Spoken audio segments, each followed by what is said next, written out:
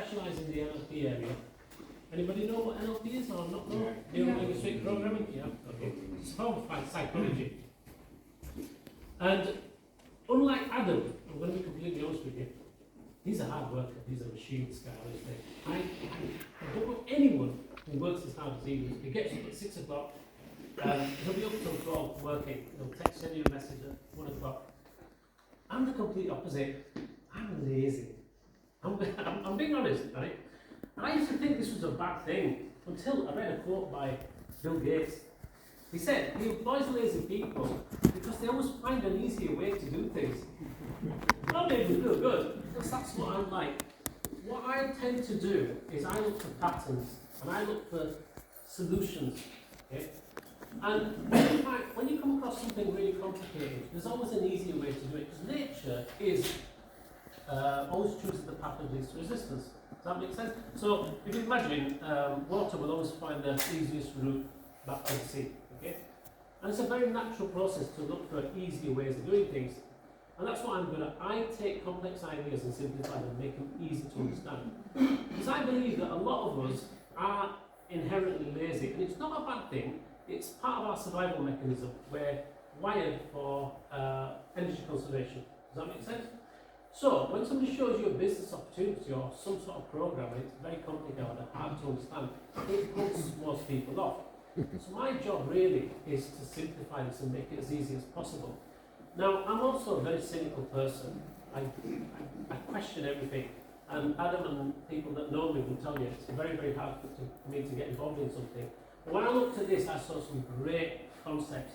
It's a bit rough, but it needs improving, and I'm telling you, we've got something absolutely phenomenal here.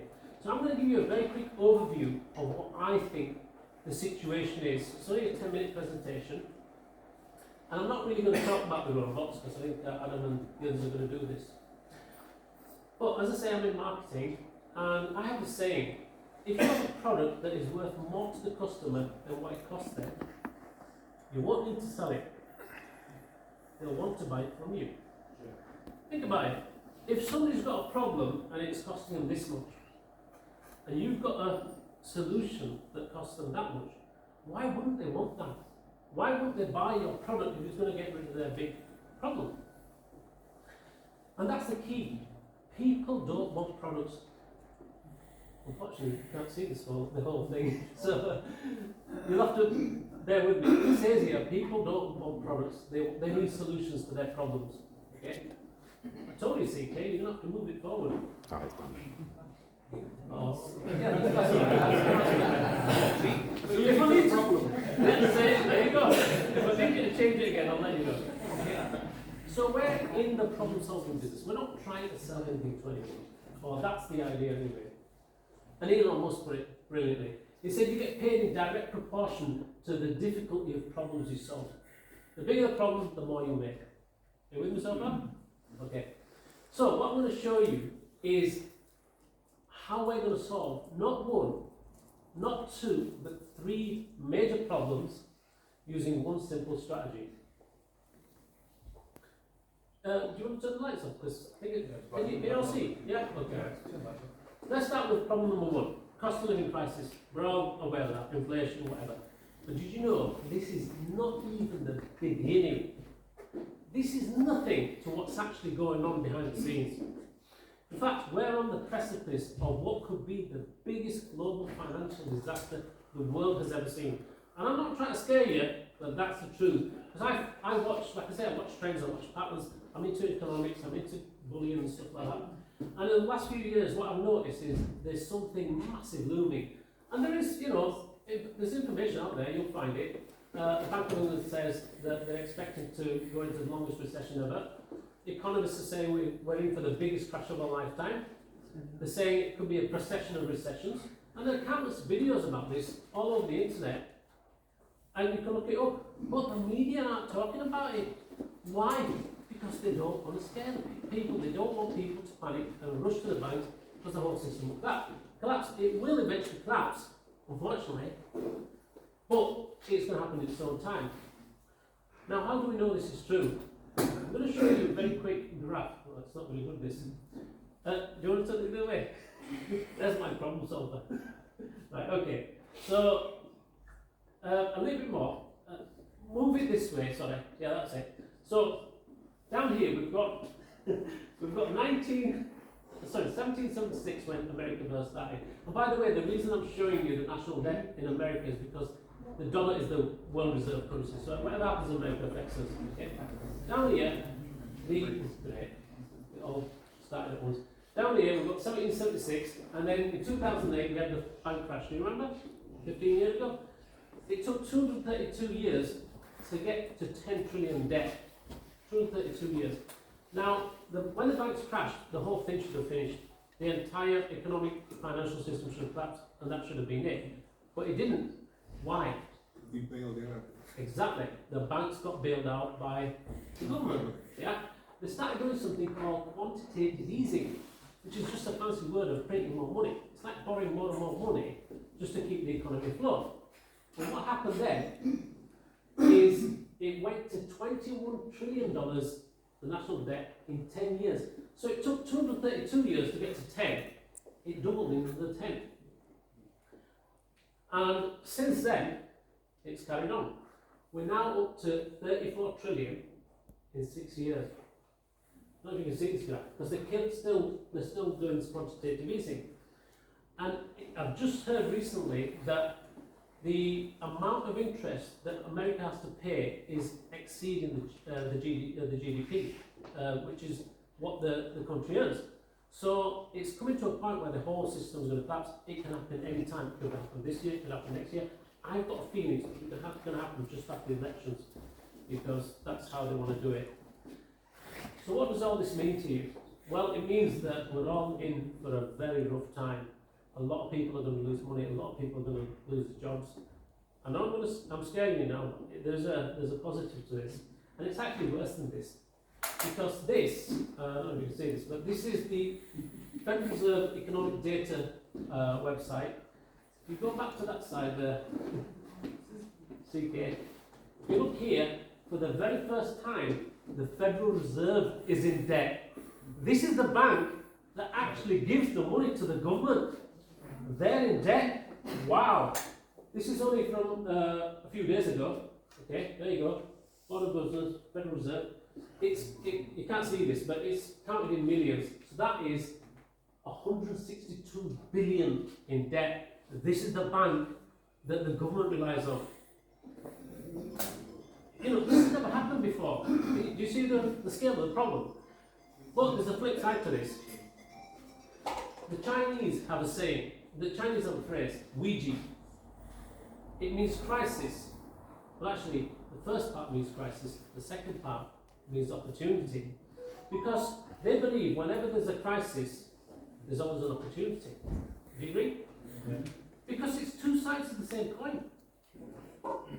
You can't have a crisis without an opportunity. And if you think about the banking crash in 2008, where the banks basically screwed everyone and got bailed out, what came out of that? What was the good that came out of that? Anybody? A lot of people made a lot of money.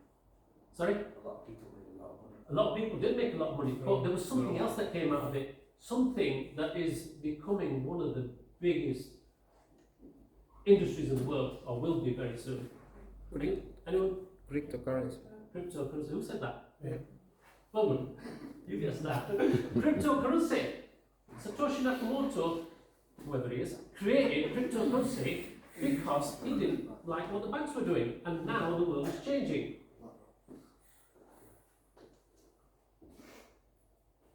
Because wealth is never destroyed in a crisis. It's simply transferred from one group of people to another. And to give you an example, the greatest wealth transfer that recently happened was during the pandemic. Workers lost $3.7 trillion in the pandemic.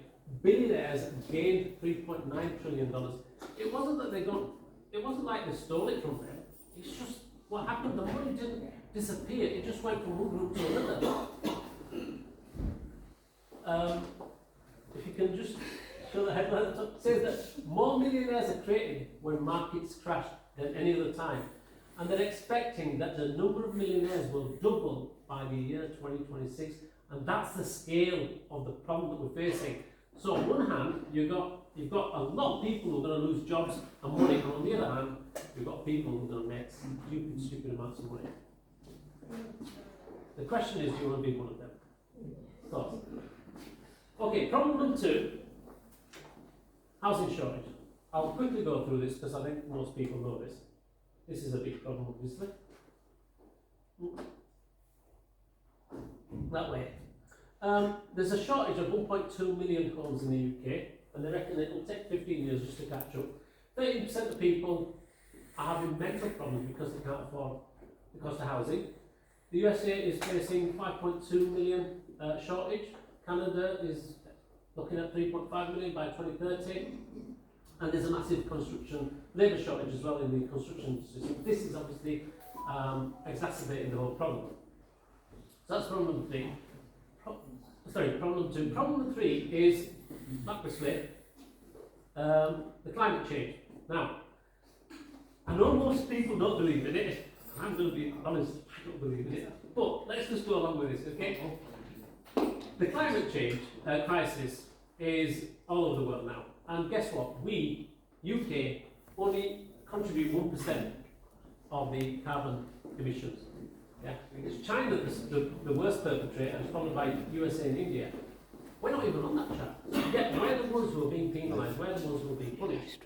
The government have got this ridiculous scheme to try and get all petrol diesel cars off the road by 2035. It's not going to happen, honestly. It's not working. And I'll tell you why it's not working. Because the amount of, well, I won't go into it, but you know what the story is. They just can't build enough, they can't have enough power stations or the infrastructure to charge these cars. And Einstein said we cannot solve the problems with the same thinking we created. We cannot solve our problems with the same thinking we used to create them. We need a different type of thinking. Concrete is a much bigger problem, much bigger problem. In fact, they say that concrete will literally outweigh all the organisms and all the beings that are on the planet very soon. We produce 4.4 billion tonnes of concrete per year. We use vast amounts of energy just to create the cement, so there's loads and loads of heating involved just to create the cement.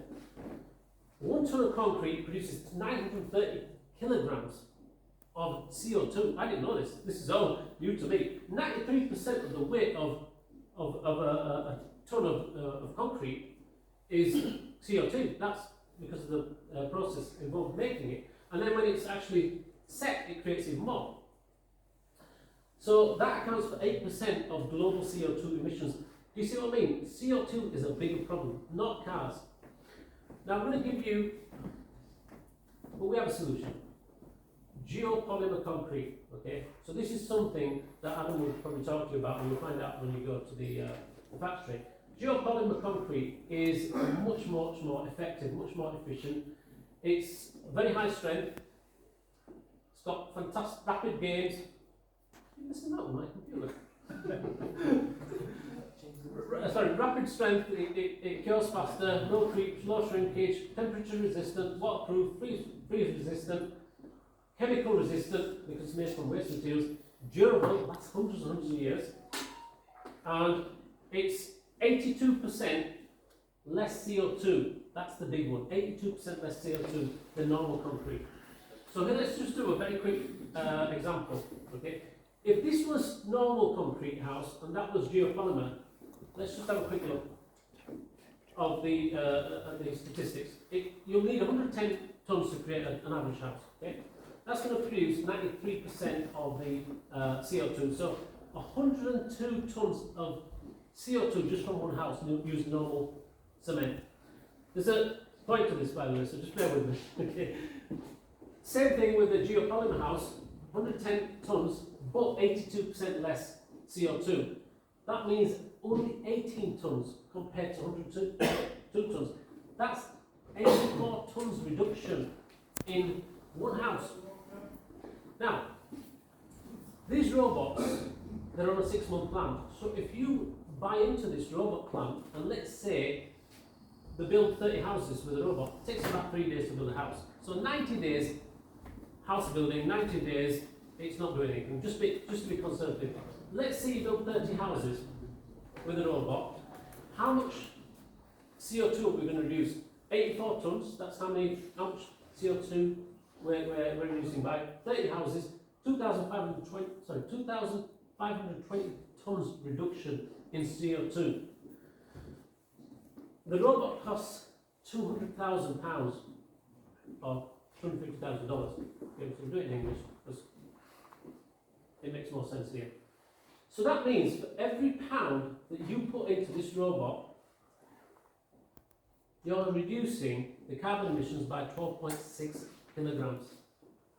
Now, at the moment, that doesn't mean anything, but just bear with me. Just remember that 12.6 kilograms per pound, because I want to give you a comparison with cars, because this is what the government wants us to do.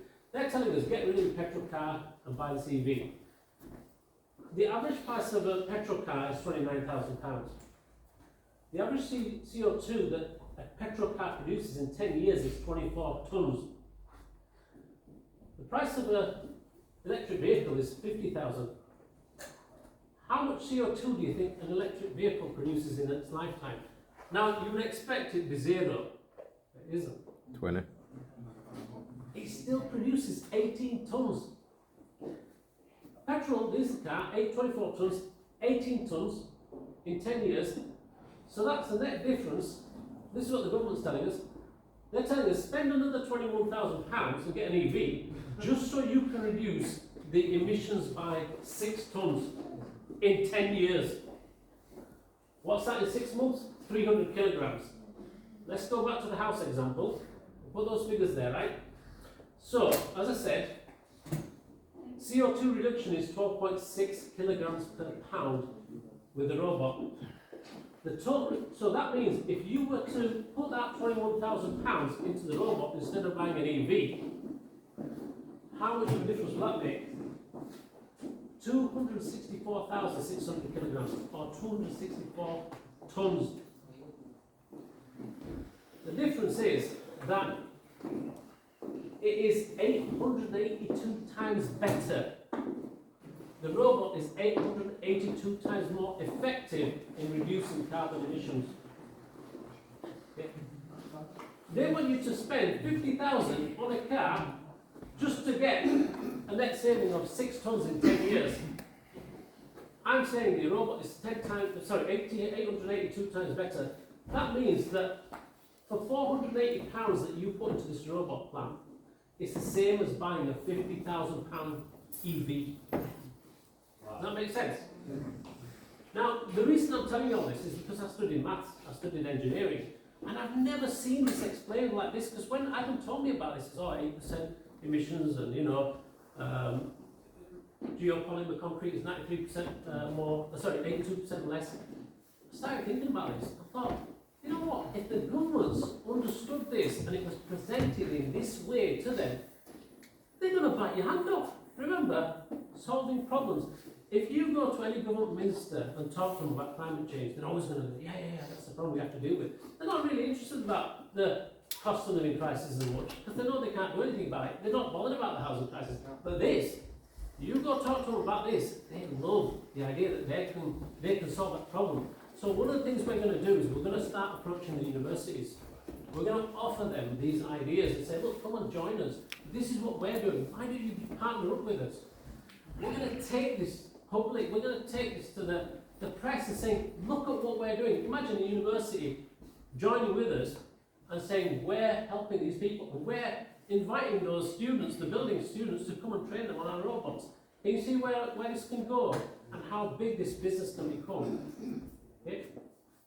My advice, if you want to save the climate, don't buy an EV. That's all I'm saying. Don't buy an EV. Okay? So going back to what Elon Musk said, we're solving 3 problems, not 1. And so, by that measure, the amount of money we should be able to make is going to be phenomenal. One last thing. Would you agree that the world is changing faster than we could ever imagine? Yeah? We can't even predict what's going to be like in a year's time, forget 5 years. Yeah? Would you agree? And things are changing so fast that whether we like it or not, it's going to happen, and it's going to mean a lot of people are going to lose jobs. There are 4 technologies that are converging: robotics, AI, artificial intelligence, blockchain and quantum computers. Now we're involved in this, we're involved in that, and we are getting into that as well. That doesn't exist yet, by the way. The WEF said 85 million jobs will be replaced by machines with AI by 2025. They said that 2 years ago. Goldman Sachs very recently said that could be 300 million full-time jobs lost to automation. So this is what I'm saying. A lot of people are going to lose jobs. A lot of people are going to lose jobs, and there's not much they can do about it. Now this, I don't know if you can see this, but this is a graphic I'm going to show you. It's about AI. Anybody know what ChatGPT is? Yeah, we've all used it, haven't we? Yeah. Have you seen the difference, what ChatGPT is compared to Google? Remember when Google first came out? And they were like, wow, you can learn everything. Now ChatGPT, it's only been out about 18 months, hasn't it? Let me show you what's happened since then with the AI industry. This is the number of companies that are actually involved in AI now. Wow. It's actually bigger than that, to be honest with you. In fact, bigger than that as well. We have no idea how big this industry is going to be. And that's just in 18 months. Now, the reason I'm showing you all this is because change is coming. It's inevitable. You have a choice. And to explain that, I'm just going to finish now with this example. This is a true story. Steve Jobs, back in the 80s, approached his friend John Scully, who was he was the president of Pepsi-Cola at the time. And Steve Jobs said to him, come and work for me. And John said, you're kidding? You're a startup. You've only been around 4 years. You're starting in your garage. Why would I, the president of a multi-billion-dollar corporation that's global, that's everywhere, we're a well-known brand, come and work for a startup? You must be joking. And Steve said, well, it's up to you. You can carry on selling sugared water for the rest of your life, or you can come with me and change the world. And he went home that night, and he couldn't go to sleep, because he knew that Steve Jobs was right. He was selling sugared water. They'd always been selling sugared water. They'll always sell sugared water to the same people, the same customers, the world over, and nothing's going to change. Whereas this guy was doing something different. And then he went back and he joined Steve Jobs, and he became the CEO. And in the mid-80s, he became the highest paid CEO in Silicon Valley. And he took the company to the billions. And the rest, as I say, is history. Why am I telling you this? Well, you have a choice. You can carry on doing what you're doing, or you can come and join us. Because this is what we're doing. AI, robotics, and blockchain. And we'd love you to be part of us. Thank you for listening.